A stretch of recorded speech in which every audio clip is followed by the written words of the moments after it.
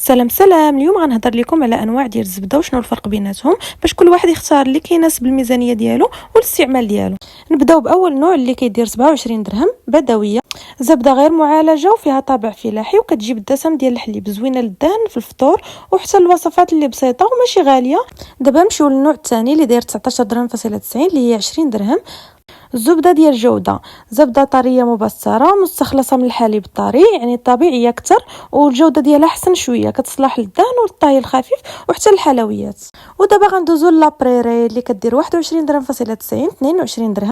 الحجم ديالها كبير و100% نباتيه، ما فيهاش الكوليسترول وفيها 7 ديال لي فيتامين والكالسيوم، زوينه للطهي الفران الحلويات وحتى للدهن، كتصلح للناس النباتيين واللي كيتفاداو المواد الحيوانيه. دابا نهضروا على فاميليا اللي هي مارغرين خفيفه مكتوب عليها 100% نباتيه، كتوالم ملي كيبغيو الحاجه خفيفه وكيحاولوا ينقصوا من الدهون، ولكن راه ماشي زبده طبيعيه.